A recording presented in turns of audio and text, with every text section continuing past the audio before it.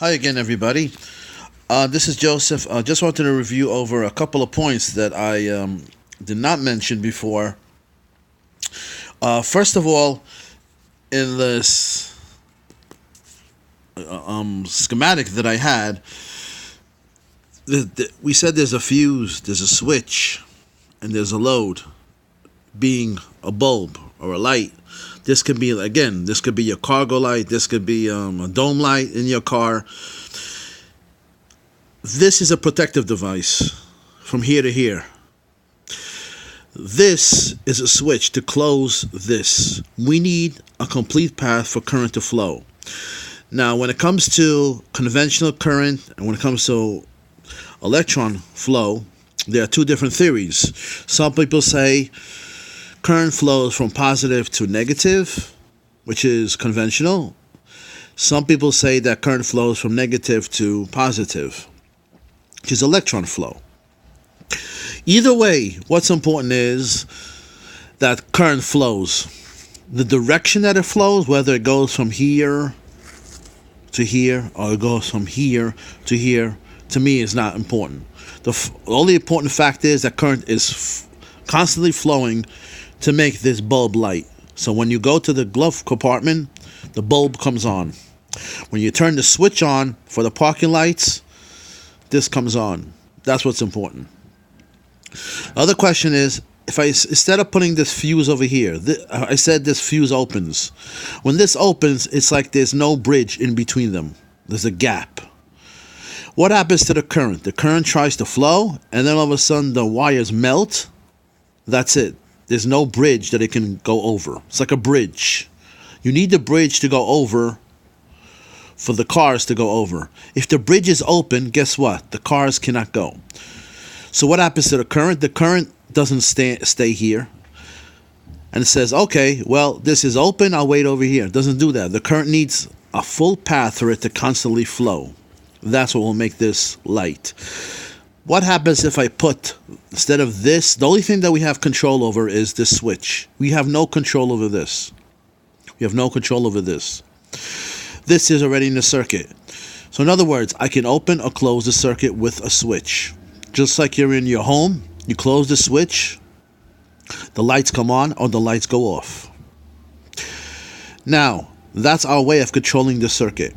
Whether it's DC or AC is not relevant. Now, other thing is, let's say over here, for, again, F1, let's say we need 5 amps, but we draw for some reason 6, 7, 8 amps. This will protect us. That's the function of the fuse. Now over here, as we said over here, let's say if instead of putting the fuse over here, I put the fuse over here, right here. What will happen? If you hold the theory of electron flow, so the electrons will leave the negative terminal, go to ground. This is one connection, this is the same connection, flow to ground, back to ground through this wire, right? The fuse is now here. The current will try to attempt to flow until the wire melts, and that's it. Whether I put the fuse here, whether I put the fuse here, whether I put the fuse here, I put the fuse here, doesn't make a difference. The electrons, the flow of electron will try, but it'll melt it, it'll protect it. Okay? So therefore, it doesn't make a difference where I put this protective device. This is called a series circuit. It doesn't matter where I put it. The current only has one path to flow.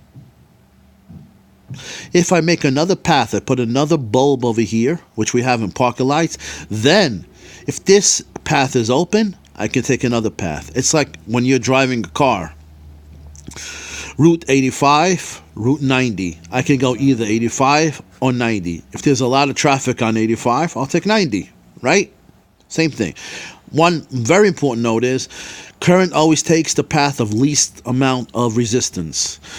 So if I put a jumper wire across here and there's a resistor here to ground and there's a short here, guess where all the current will go? Right here. Current likes the path of least amount of resistance. It's like you're driving. There's less traffic here. I'm going to take this highway. Why should I be stuck in this traffic? Another note, I did a video about Toyota and about fuel pumps. I wanted to expound on that. Two relays in series. You know, you see most of the videos, and they tell you go to the fuse panel. You look for the relay and the fuse, right? You go for the fuel pump, and they'll say fuel pump relay or something like that. However, you saw in the Toyota that we had two relays, and Toyota does this a lot. Two relays together in series. So one relay and then another relay. The current went from one relay to another relay. And that was, I think, in a Sienna or RAV4, one of them. So in other words, you need both relays to be turned on. And if you want to know how relays work, you could go to the channel that I have, Joe Electronic Schematics from Auto. But we needed both. Now, according to their logic, you go to the fuse panel. You look for the relay, and you look for the fuse that has to do with fuel pump relay. Now, I have an option.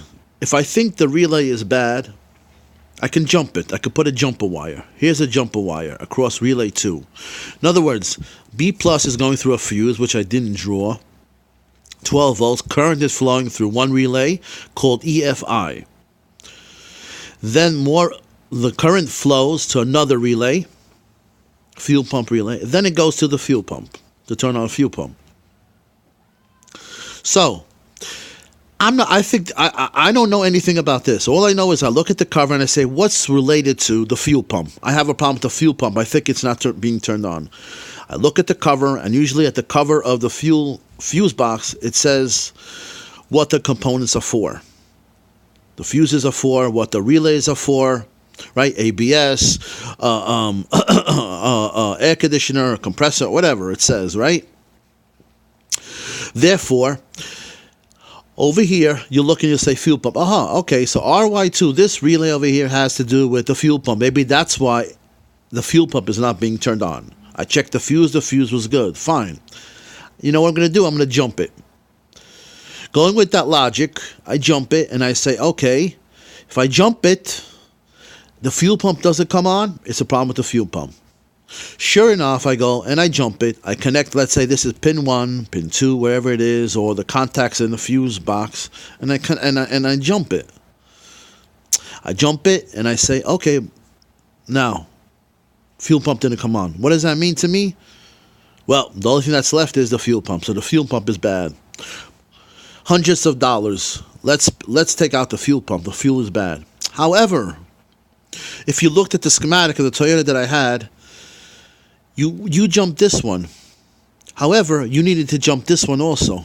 But you didn't know there was another relay because you didn't look at the schematic. You just relied on the fuse cover telling you which is the fuel pump relay. But you didn't know EFI, electronic fuel injection, also has to do with the fuel pump. So the current flowed to this one and to this one. So we had to jump not only this one, we have to jump both this one to get the fuel pump going. So if you only jump this one, guess what? You made a mistake of hundreds of dollars down the tube.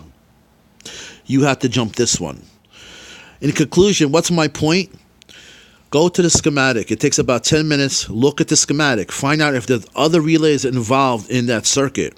If you don't, you can make a mistake like over here and just say, okay, only this one is involved. Fuel pump is the problem. Let's put a fuel pump in. Nope, that wasn't a problem. That customer is mad now, right?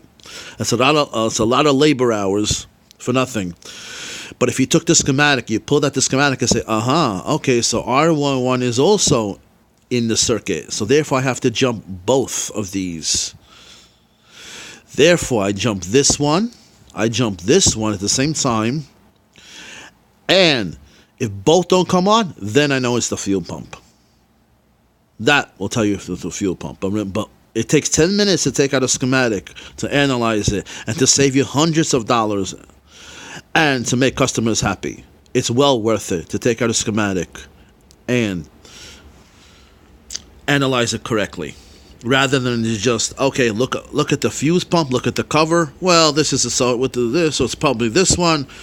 It's not the relay, it's this problem. No, it takes 10 minutes to do it, and it might save you a lot of aggravation and grief over time. Anyway, please subscribe to my channel, Automotive Electronic Schematics by Joseph, and also subscribe to the other one, Joe Electronics Schematics from Auto. I thank you for the comments, and please leave your comments, whether negative or positive. They're always welcome.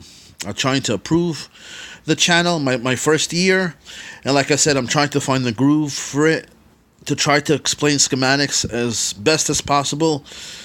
It's a very technical, a very difficult educational channel to try to educate people, and I'm trying to do the best. So anyway, leave comments, negative or positive. It's always appreciated. Thank you.